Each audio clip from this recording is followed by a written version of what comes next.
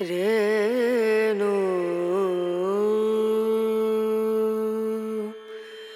دین الہی کے نام سے ایک نیا مذہب ایجاد کرنے والے جلال الدین محمد اکبر نے کبھی اسلام کو ترک نہیں کیا، لیکن اس نے دوسرے مذاہب میں سرگرم دلچسپی لی۔ ہندوؤں، پارسیوں اور عیسائیوں کے ساتھ ساتھ مسلمانوں کو بھی اپنے سامنے مذہبی بحث کرنے پر آمادہ کیا۔ خود وہ پڑھا لکھا نہیں تھا، اس نے علماء، شاعروں، مصوروں اور موسیقاروں کی حوصلہ افزائی کی اور اپنے دربار کو ثقافت کا مرکز بنایا۔ جی ہاں، اپنے دربار میں 9 ہیرے جمع کرنے والا یعنی 9 رتن جمع کرنے والا جلال الدین محمد اکبر، جو 15 اکتوبر 1542 میں موجودہ پاکستان عمر کوٹ میں پیدا ہوا۔ اس کا پورا نام ابو الفتح جلال الدین محمد اکبر تھا۔ اکبر نے 1556 سے 1605 تک حکومت کی اور بر صغیر پاک و ہند کے بیشتر حصوں پر مغل اقتدار کو بڑھایا۔ اپنی سلطنت کے اتحاد کو برقرار رکھنے کے لیے اکبر نے ایسے پروگراموں کو اپنایا جس کی وجہ سے اسے غیر مسلم آبادی کی وفاداریاں حاصل ہوئیں۔ اس نے اپنی مرکزی انتظامیہ کو بہتر اور مضبوط کیا اور اپنے مالیاتی نظام کو بھی مرکزی بنایا اور ٹیکس جمع کرنے کے عمل کو دوبارہ منظم کیا۔ آئیے جانتے ہیں جلال الدین محمد اکبر کی زندگی کے بارے میں۔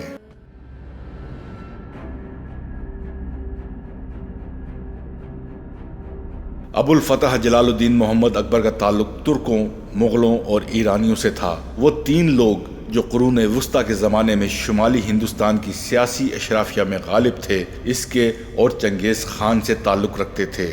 اس کے والد ہمایوں کو افغان حکمران شیر شاہ سوری نے اپنی راجدھانی دلی سے نکال دیا۔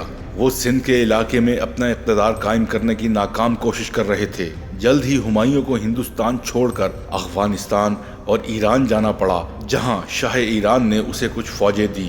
ہمایوں نے شیر شاہ کی موت کے 10 سال بعد 1555 میں دوبارہ تخت حاصل کیا۔ اکبر کی عمر اس وقت صرف 13 سال کی تھی۔ اسے پنجاب کے علاقے کا گورنر بنا دیا گیا۔ ہمایوں نے بامشکل اپنا اقتدار قائم کیا۔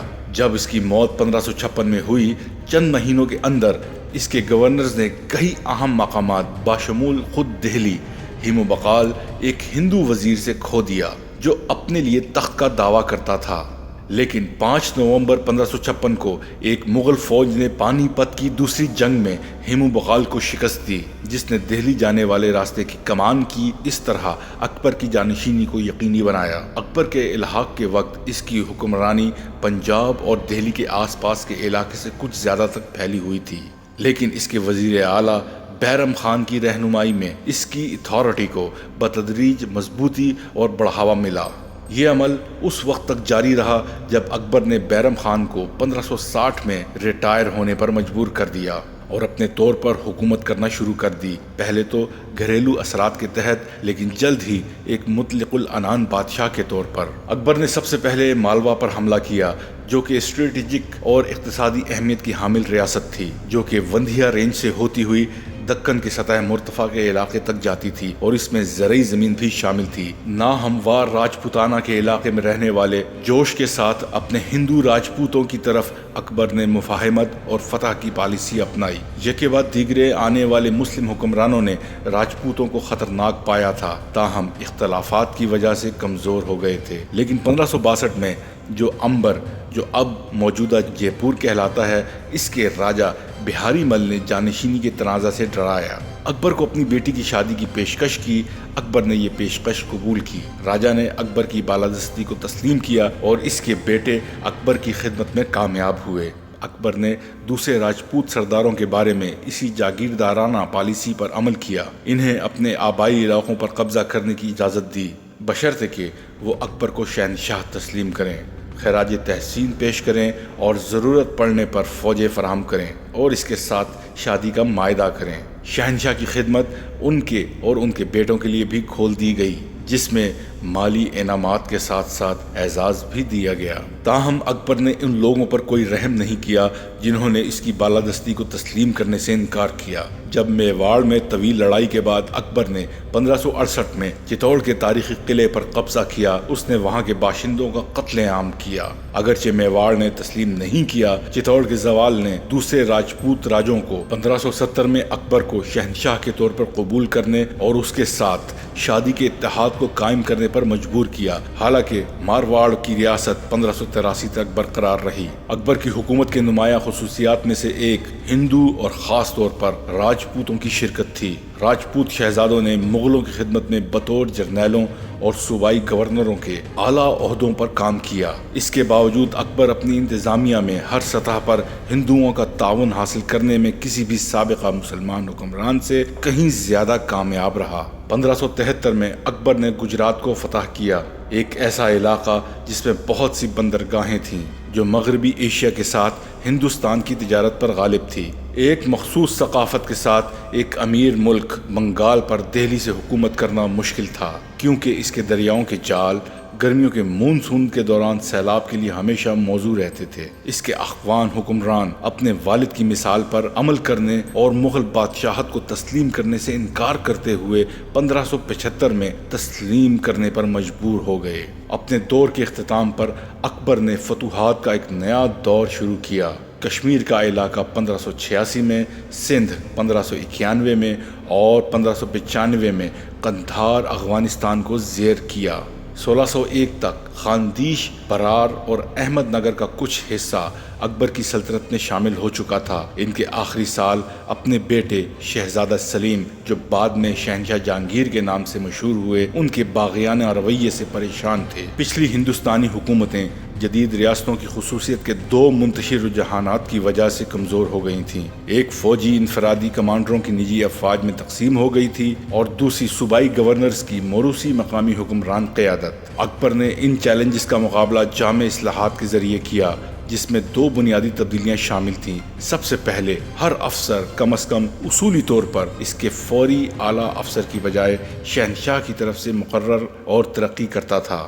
دوسرا، تلوار کی شرافت اور قلم کے درمیان روایتی فرق کو ختم کیا گیا۔ سول ایڈمنسٹریٹرز کو فوجی عہدے تفویض کیے گئے۔ اس طرح وہ شہنشاہ پر اتنے ہی منحصر ہوئے جتنے فوجی افسران۔ ان صفوں کو منظم طریقے سے 10 افراد کے کمانڈر سے 5000 افراد کے کمانڈرز تک درجہ بندی میں کیا گیا۔ مغل شہزادوں کو اعلیٰ عہدے دیے گئے۔ افسروں کو یا تو شہنشاہ کے خزانے سے نقد ادائیگی کی جاتی تھی یا زیادہ کثرت سے ان زمینوں کی تفویض کے ذریعے جن سے انہیں محصول وصول کرنا پڑتا تھا۔ اپنی تنخواہ کی رقم کو برقرار رکھتے ہوئے اور باقی رقم خزانے میں بھیج دیتے تھے۔ ایسی زمینیں اکثر ایک افسر سے دوسرے افسر کو منتقل ہوتی نظر آتی ہیں، جس نے شہنشاہ پر افسروں کا انحصار بڑھا دیا، لیکن اس نے انہیں کسانوں سے زیادہ نچوڑنے کی ترغیب دی، جن کے ساتھ ان کا تعلق عارضی ہو سکتا ہے۔ سیاسی طور پر نظام کی سب سے بڑی خوبی یہ تھی کہ اس نے شہنشاہ کو قابل اور بااثرات افراد کو پرکشش کیریئر پیش کرنے کے قابل بنایا۔ اس طرح اکبر بہت سے راجپوت شہزادوں کی وفاداریاں حاصل کرنے میں کامیاب ہو گیا۔ اکبر کی اصلاحات کے لیے ایک مرکزی مالیاتی نظام کی ضرورت تھی۔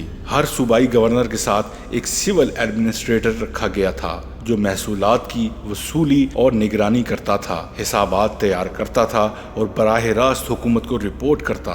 شہنشاہ کی بدسلوکی کے خلاف مزید حفاظت کے طور پر اکبر نے اپنے درباری مورخ کے موجودہ نیٹ ورک کو دوبارہ منظم کیا، جس کا فرض تھا کہ وہ اہم واقعات کی باقاعدہ رپورٹیں شہنشاہ کو بھیجیں۔ ایسا لگتا ہے کہ اکبر نے کسانوں کو ضرورت سے زیادہ مطالبات اور ریاست کو پیسے کے نقصان سے بچانے کی کوشش میں زیادہ مؤثر محصولات کی تشخیص اور وصولی کا آغاز کیا، لیکن اس طرح کی کارکردگی صرف مرکزی حکومت کے زیر انتظام علاقوں میں ہی نافذ کی جا سکتی تھی۔ اس میں راجپوتوں جیسے معاون حکمرانوں کے ماتحت زمینیں اور مغل افسروں کی دیکھ بھال کے لیے تفویض کی گئی زمینوں کو بھی خارج کر دیا گیا۔ اکبر کی اصلاحات کے باوجود مسافروں کے کھاتے بتاتے ہیں کہ ہندوستانی کسان غریب ہی رہے۔ دوسری طرف سرکاری اشرافیہ نے بہت زیادہ دولت حاصل کی۔ مصوروں، شاعروں، موسیقاروں اور اسکالرز کو دل کھول کر نوازا گیا اور عیش و عشرت کی صنعتیں پروان چڑھیں۔ اکبر نے اعلیٰ معیار کے ٹیکسٹائل اور زیورات کی تیاری کے لیے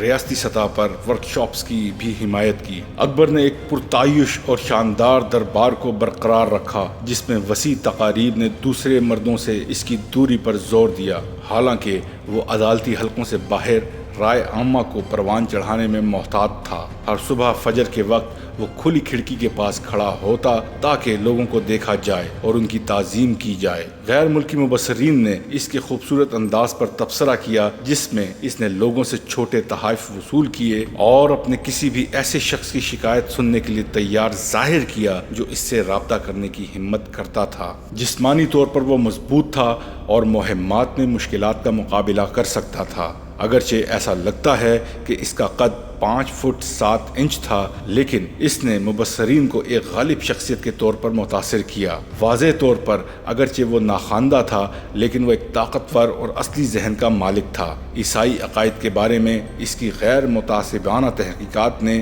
مشنریوں کو گمراہ کیا، جسے اس نے اپنی عدالت میں یہ سوچ کر مدعو کیا کہ وہ تبدیلی کے نقطہ پر ہیں۔ اس نے اپنے دربار میں مسلم علماء کرام کو قائل کیا کہ وہ انہیں اسلامی قانون کے ان نکات پر ثالث کے طور پر قبول کریں جو ان کے درمیان متنازع ہیں۔ اگرچہ ایسا لگتا ہے کہ یہ مسائل کے بارے میں اس کے منظم انداز کے اظہار سے کچھ زیادہ نہیں تھا، لیکن آرتھوڈاکس ناراض تھے۔ اس نے مسلمانوں، ہندوؤں، پارسیوں اور عیسائیوں کے درمیان مذہبی مباحثوں کی حوصلہ افزائی کر کے مزید جرم کیا۔ ان مباحثوں کو درباریوں کے ایک چھوٹے سے گروپ نے جاری رکھا، جنہوں نے اکبر کے ساتھ تصوف کا ذائقہ بانٹا۔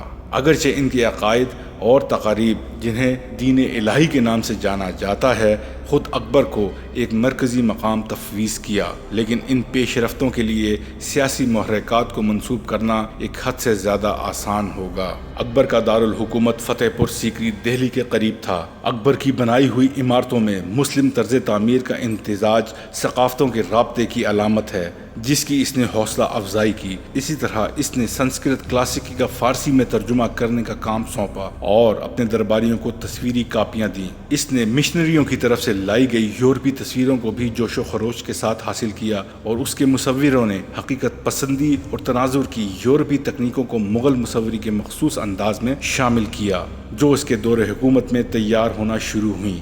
اکبر کا دور ثقافتی تصادم کے محرک اثرات کی ایک مثال تھا۔ اسے اکثر مستقبل کی حکومتوں کے لیے ایک ماڈل کے طور پر بھی پیش کیا گیا ہے۔ مضبوط، خیرخواہ، روادار اور روشن خیال، جغرافیائی طور پر وسیع اور سماجی طور پر اتنا ہی پیچیدہ ملک، مؤثر حکومت جیسے کہ ہندوستان وسیع پیمانے پر سماجی حمایت کا مطالبہ کرتا ہے۔ اکبر نے اس ضرورت کو سمجھا اور اسے پورا کیا۔